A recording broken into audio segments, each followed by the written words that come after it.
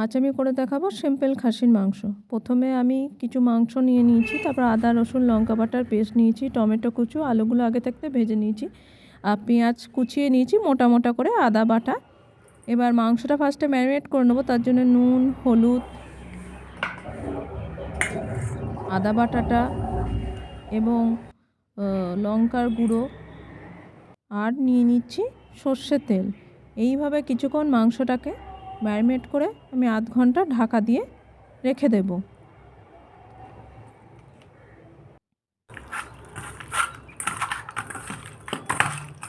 এবার আমি রান্নাটা করব কুকারে অবশ্যই, তাই কুকারে আমি সর্ষের তেল গরম করে নিয়েছি। এবার গোটা গরম মশলা ফোড়ন দিয়ে দেব।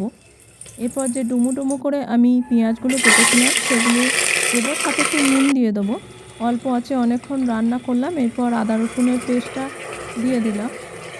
আদা রসুনের পেস্টটা দেওয়ার পর ভালো করে নেড়ে যতক্ষণ না পেঁয়াজটা একটু নরম হচ্ছে ততক্ষণ কষবো।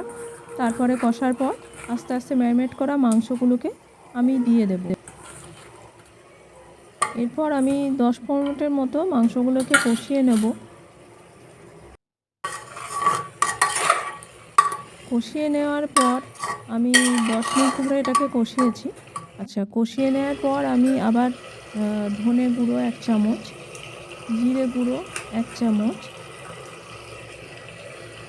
এবং হলুদ গুঁড়ো 1 চামচ দিয়ে আমি আরও মাংসটাকে ভালো করে কষাবো এবং সাথে একটু লঙ্কার গুঁড়ো দিয়ে দেবো। ভালো করে অনেকক্ষণ ধরে আরও 10 মিনিট আমি কষাবো। কষানোর পর যে টমেটোগুলো কুচিয়ে রাখা ছিল সেই টমেটোগুলো আমি দিয়ে আরও মাংসটাকে কষাবো 10 মিনিট। আর স্বাদ মতো নুনটা অবশ্যই দিয়ে দেবেন। এবার ওই ভাজা রাখা আলুগুলো দিয়ে ভালো করে মাংসের সাথে নেড়ে নেবো। এবার ম্যারিনেট করার যে জলটা ছিল তার সঙ্গে কিছু জল মিশিয়ে আমি এখানে পরিমাণ মতো জলটা দিয়ে কুকারটা বন্ধ করে 3 থেকে 4টে সিটি দিয়ে নিই।